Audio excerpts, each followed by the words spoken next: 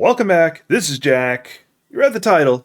Let's get some talking. All right, I've played D&D and I've run D&D for quite a while. And I have some tips and tricks and just some of my experience I want to talk about. So we're going to talk about specifically boss mechanics in this. Most people think of boss fights as, oh my god, there's this big thing I need to fight with a lot of health and some special abilities. That is a normal boss fight. You can do more than that. You can challenge your players in different ways, making some players be able to shine that normally don't get to. I'm going to give you a couple examples. And these are all things I've actually done with my players. I was running a campaign where the players were largely demon hunters. We had a nice mix of ranged and melee. We had some of the melee who were pretty damage heavy. So what I did was, they fought a giant demonic tree that was being controlled by demonic mold. Sounds kind of simple. And I'm going to tell you a secret. The demon tree never did a single point of damage to any of the players. Not because they melted it, because that's not how he was designed. The furthest reaches of its roots that came out of the ground was 100 yards. And the ranged people had no problem standing back as far as they could. The melee moved in up close like they would normally do. And then on its turn, it belched out a cloud of spores.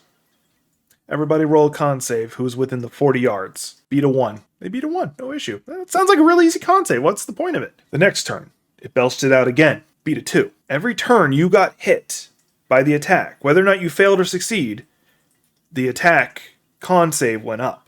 The melee fighters were in trouble. They were fighting the clock. When the creature got to about half health, because he had a large health pool, the roots started pulling inwards, reducing every turn by 10 yards, and he would still belch that mold. Eventually, the range characters had to start making that con save. If you failed 3 times, your character was out of the fight instantly, and they just barely made it. That's just one example.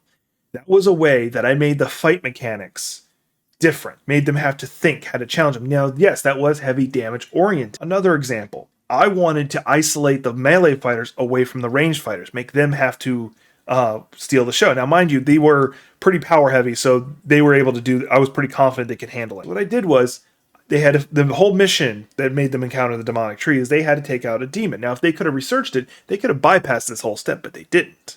But hey, it's whatever. The demon fought with a barrier around him, 10 yards out. Any attack coming from the outside will stop immediately and never reach him. So in order to fight him, you had to get within 10 squares of him, or 10 yards. Oh, when I say yards, I mean feet. Sorry, I've been saying yards. I meant feet. Now, melee fighters would just be right next to him, no big deal. And you're sitting here thinking, well, that 10 feet out would allow for the archers and stuff to be able to wail on him and still be able to reach. He had reach, so he could hit them at that distance. Once again, this forced players to play in a way that they are not used to, that they were not optimized for, and challenged them to think of new tricks. And the final one I'm going to bring up is actually in Star Wars D20, Saga Edition. It's basically it's D&D 3.5, but with Star Wars. It's a very good edition. I really love running it. There is a 5th edition version, by the way, that's out for free. In this fight, the oxygen in the starship was going down, so they had to actively try to turn the oxygen back on. However, there was a Sith monstrosity in there with them that they had to deal with. And every turn, it would try to disrupt the oxygen from being fixed, because it didn't care. It took 3 successes for the techs to get it working. Nat 20 would have been 2 successes. Would have been. No, they never got it. And they had 5 turns before oxygen reached 0, and they'd have to start making con saves. And an added feature, which I did tell the players in advance, because we had 2 players missing, so I decided to give them a little help, is the Sith apparition, if hit by an attack of opportunity, immediately lost all move actions. The reason for that was you had 2 players that were trying to fix the oxygen, and 3 players that were fighting it. Because even after you got the oxygen back up, you'd still have to kill it. But you could only stall it long enough to get the oxygen fixed. Once again, these are mechanics that allow players who are maybe not combat-oriented to challenge themselves and make them play, make them valuable. You can use the terrain itself as a mechanic.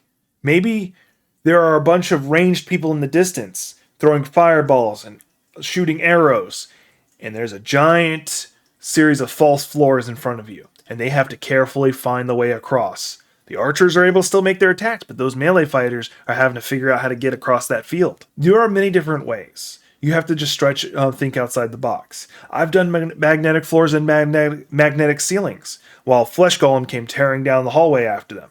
The more heavy armor you wore, the higher the strength check did not go flying. That the person wearing light leather armor had a small check, because technically the buckles and stuff would still pull them. The wizard didn't care, but it made it difficult for that paladin to go down there with that full plate armor. Yes, you have an AC of 18.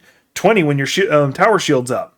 Doesn't matter. You're being flung to the ceiling. Can't defend yourself. You develop a lot of these tips and tricks, but think outside the box. Think of ways to be imaginative and trick your opponent, trick the players into having to be different than what they planned for their character to have to fight. Because those will be the encounters that they remember. They're like, man, I wasn't expecting that.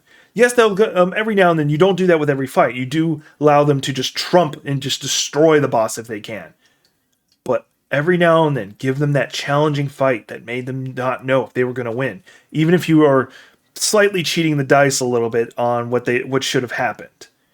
Because you don't have to kill the players. Just make them feel like they were going to. That's depending on your DM style. If you like the idea of me giving more suggestions and ideas for tabletop games, there's that comment down below. You can ask your questions. You can comment on if you like this kind of content. There's also that like button down below. And if you want to hear more of this stuff when I release more videos, there's that little subscribe button down below.